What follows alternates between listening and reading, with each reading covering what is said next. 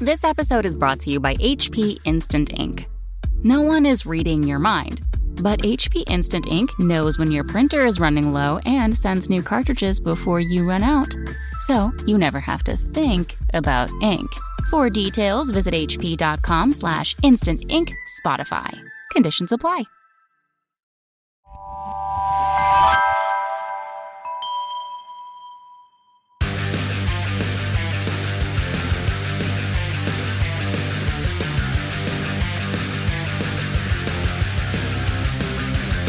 Welcome to Pit Pass Moto, the show that keeps you up to speed on the latest in motorcycling and brings the biggest names in motorcycle racing right to you. I'm Dave Sulecki. And I'm PJ Doran. And this week we have Cooper McDonald as our guest. Moto America, the home of the AMA Superbike Championship featuring 190 mile-an-hour superbikes, is the official sponsor of Pit Pass Moto. Get your tickets at motoamerica.com. Come out and check out 9 rounds of the best racing on 2 wheels.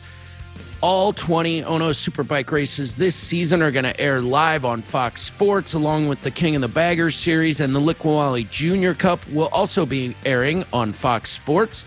Super Sport races this season are going to air live on MAV TV, so don't miss a minute of the action.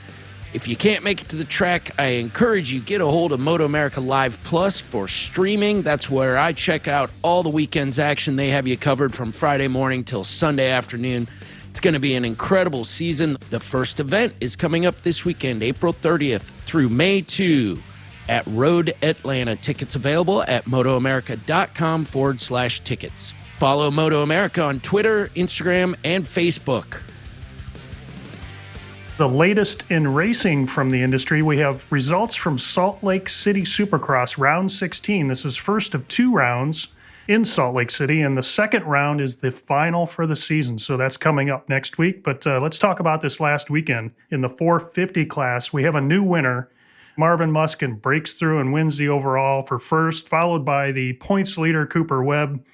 And first time on the box this season, Malcolm Stewart takes his Yamaha to 3rd place, so that was some great racing in the 450 class. That puts your standings at Cooper Webb with a lead of 362 points, over Ken Roczen, who's 22 points back, which means he's not mathematically eliminated from capturing the championship, but boy, he's going to need a lot of help if he's going to pull that off. Eli Tomac, defending champ, sitting in 3rd. He is 50 points back and mathematically eliminated from the championship. So in the 250 Supercross East Series, we've got another new winner in that series. We got Joe Shimoda takes his Pro Circuit Kawasaki to 1st place overall. First-time winner for the rookie, followed by Jet Lawrence on his Honda, and 3rd was Colt Nichols on his Star Racing Yamaha. Now, Colt is your points leader at 187 points over Joe Shimoda, sitting 23 points back. Followed by 3rd is Kristen Craig, who's 29 points back. And that's the East versus West at that event as well. Looking forward to it. Sadly, Ken Roczen just was unable to really put it together. He came home 6th place in the final, along with Eli, a distant 10th. My man Eli just didn't have it on the night. No, he didn't. And Roczen led for most of the moto and just threw it away in a simple corner and kind of watched his season evaporate, I think. We're going to wait and see. You never know. Anything can happen in that final round. As you know, Supercross is volatile. Anything can happen.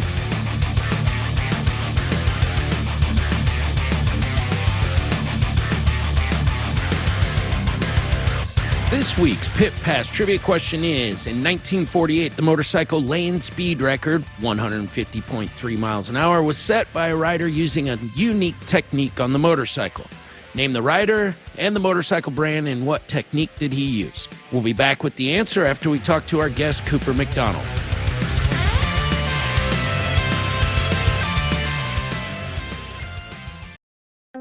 This episode is brought to you by Wine.com. The days of standing in the wine aisle, staring aimlessly at a wall of wine without a clue, are over.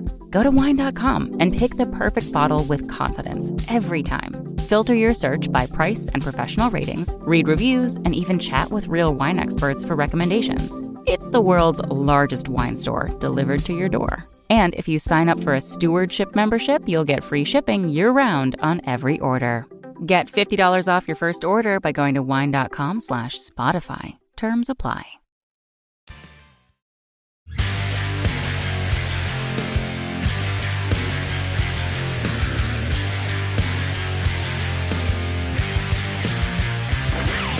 Welcome to Pit Pass Moto today. Super fast Moto America racer, Cooper McDonald. Welcome to the show, Cooper. Thanks for taking the time to join us today. Thank you so much for having me. So what are you up to, man? I guess you're getting ready for, one might call it a last-minute fill-in ride, but nonetheless, you're going racing again, just as you have the last couple of seasons in the Moto America series.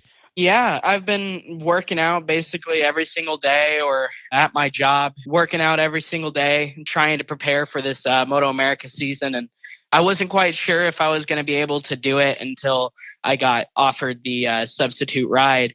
But since I was given the opportunity, I can't wait to get back on the grid with these guys and try out the 600 class. I know a lot of people are moving up this year, and I thought, why not now? I think that's great news, Cooper. And I know you've got some time on the 600. You raced the Daytona 200 back in 2018?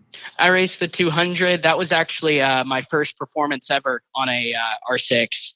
Well, I did a test the weekend before in New Orleans, and then we went to Daytona and then had a pretty solid weekend there. I have about a full club racing season on a 600. That's about it, and a couple tests to get ready for Atlanta. So I'm still really new to the bike, but I feel like I'm adapting really quick, and I feel like this season's going to be something special for sure. So what's that like, jumping from the twin to the 600? How hard is that for you to adapt, say, going from the big bike to the smaller bike? I don't want to say big bike, smaller bike, but actually less horsepower, I guess. The twins bikes, they're only making about 95 horsepower, and these things make about 120. So it's a 30 horsepower difference. And you can feel the speed for sure. The one thing that I would say is the biggest difference from jumping from the Twin Scup to the Super Sport is the ability for the bike to handle. I feel like the 600s handle so much better compared to the Twin, and you can actually ride the bike in the middle of the corner instead of just holding on and just trying to find grip. The grip's there on the 600, and there's no problems at all with it. So you can really focus on pushing really hard without having any problems. I feel like the 600's more of a race bike, whereas the Twins are not built for that specific race pace. I feel like the 600s are better for race pace for sure. Well, they definitely are. They were engineered with the idea to go racing as a primary design concern. You're absolutely right, Cooper, versus the Twins that were realistically engineered as street bikes, and then they got co-opted into their duty as race bikes, and they're good ones for sure. You've got a pretty exciting opportunity, as you were mentioning, to go riding with Altus this first couple of rounds. Are you working with your teammates? I know a friend of the show, Jake Lewis, is going to be a teammate of yours, at least for the time that you're on the bike. I haven't actually been able to test with any of the boys or get any time on the Suzuki. So the first time I'm getting on the bike is at Road Atlanta. And hopefully I can use the data with Jarrett and see what I need to do to get up to speed. Atlanta's a pretty good track for me. I've only been there a few times, 3 times I've been to Atlanta. So it's still, a relatively new track, but I feel like I go pretty good there. But I'm excited to compare notes with Jake Lewis and Jarrett and see where exactly I'm at. I know that the data is going to be a lot different just because I'm a lot smaller rider and I'm a lot lighter of a rider just because I'm 5'4", and in comparison to notes with how to set up the bike, it's completely different. But in terms of how to get fast, it's the same. So hopefully working with them, I'll be able to figure out the perfect setup. When do you get to fly down to Atlanta? I presume you're flying, or are you driving? I'm flying to Atlanta on Thursday morning. I'm flying in early Thursday and then walking the track that afternoon, getting through tech. Race weekend starts on Friday. So, yeah, I'll be down there from Thursday to Sunday, which is race day. Well, it's awesome that you're getting a chance to at least start the season with some people in the Moto America pits. I know you've had some really good success the last couple of years, and it would have been a shock not to see you out there this season. So we're stoked that you're going to be out there. Have you got plans, if this were the end of the ride after VIR, where you're planning to go, would you Do you have other ride plans for the season? Are you going to continue club racing, that kind of thing? Or what's that look like for you? I mean, as of right now, I don't have anything set in stone. I'm going to take this race by race, and after the first 2 rounds, we'll assess and see how we did in the super sport class.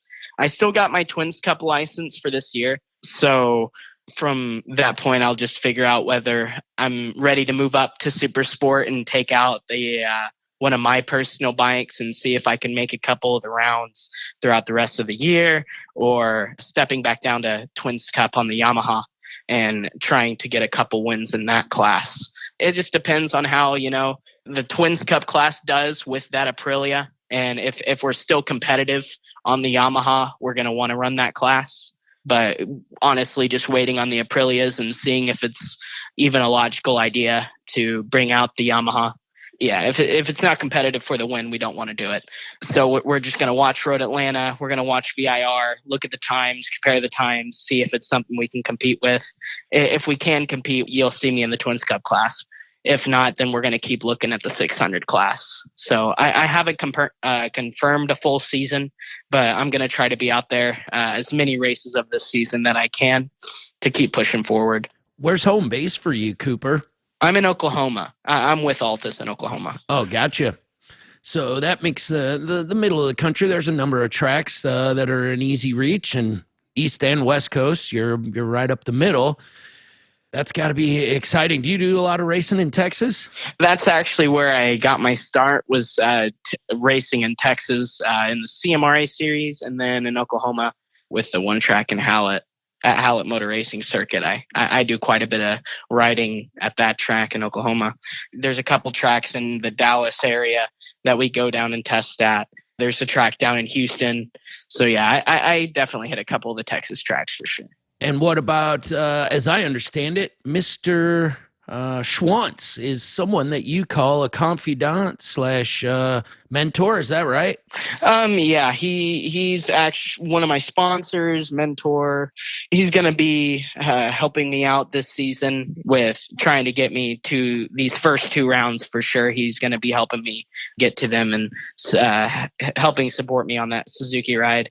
But he's always been helping me since the beginning of my Moto America experience, and this year he told me that he still wanted to help, and it's an honor to be working with him, and him helping me out is just really, really cool. So yeah, I can't thank him enough for all of his help. Yeah, it's got to be awesome to have somebody like that in your corner, a multi-time champion and a world champion at that. You got to be thinking he knows what he's talking about. When he gives advice, most guys pay attention, right? Absolutely, yeah. Anything that he says, I'm almost grabbing a notepad and writing it down. Anything that he says, I take to heart, and I take everything he says very seriously. Any advice that he gives to me, I take it.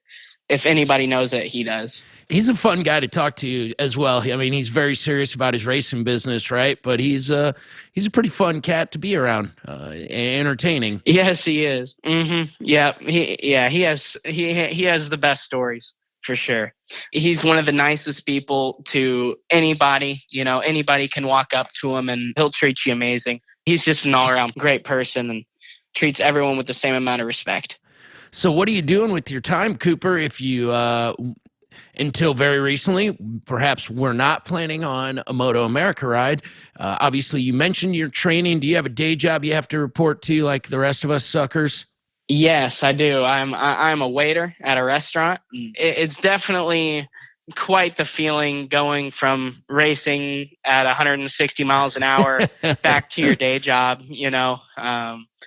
But, I do enjoy my job.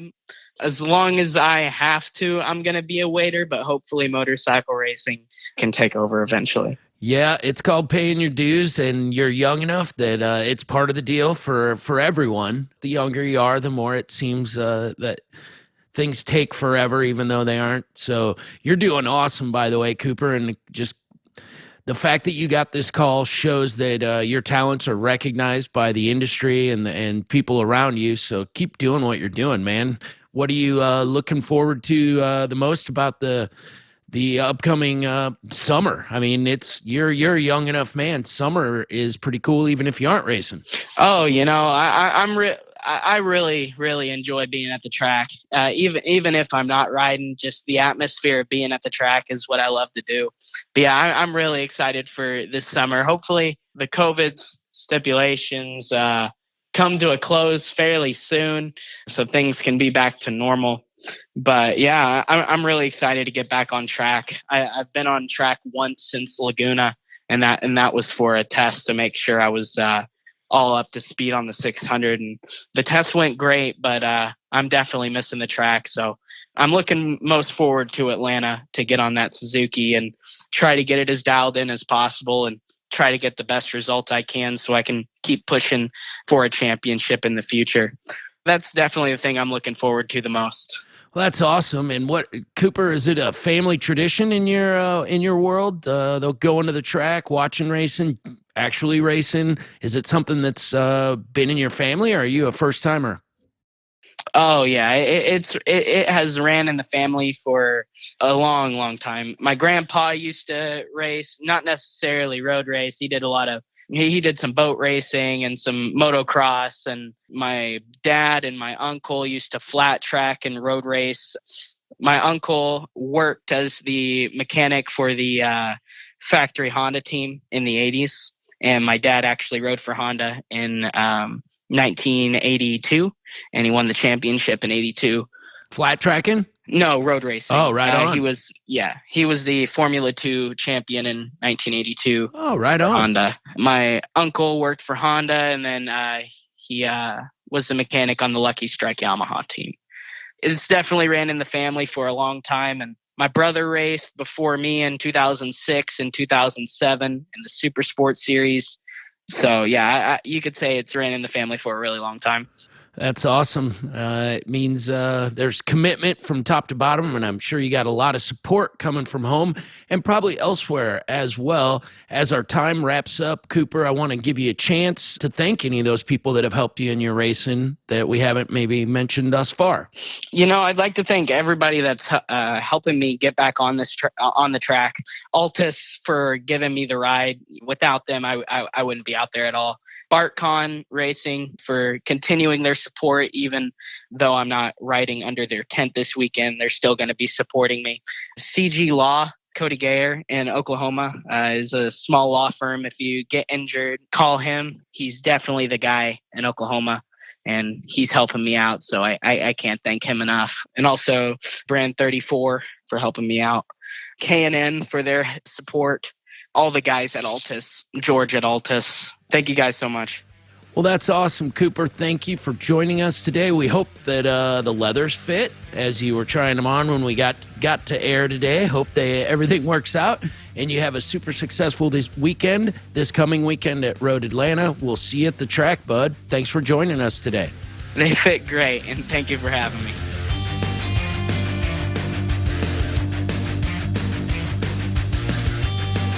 This week's Pit Pass trivia question was, in 1948, the motorcycle land speed record of 150.3 miles an hour was set by a rider using a unique technique on the motorcycle. Name the rider and the motorcycle brand and what has been described as the most famous picture in motorcycle history.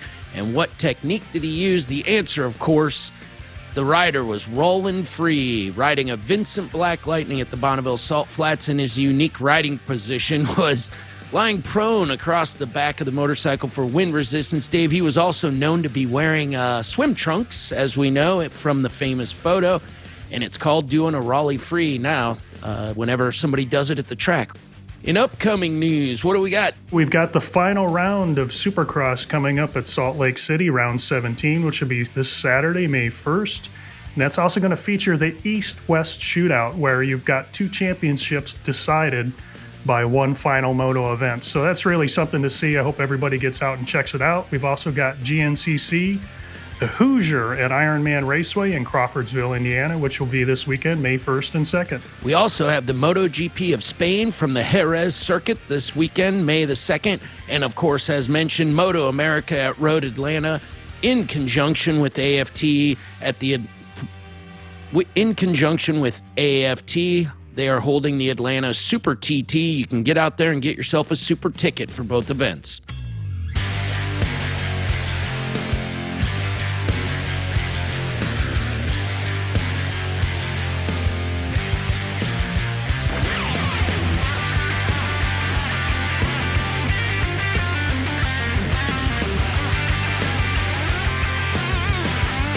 Thank you again for our guest for being with us today, and thank you for tuning in. If you enjoyed this episode, make sure to follow us on your favorite podcast app so you can never miss an episode. And if you have a moment, please rate and review us. We really appreciate it. Make sure you're also following us on Twitter, Facebook, and Instagram, and visit pitpassmoto.com where you can check out our blog. This has been a production of Evergreen Podcasts. A special thank you to Tommy Boy Halverson, Chris Bishop, producer Leah Longbreak, and audio engineer Eric Coltnow. I'm PJ. And I'm Dave. We'll see you next week. Have a good wheelie.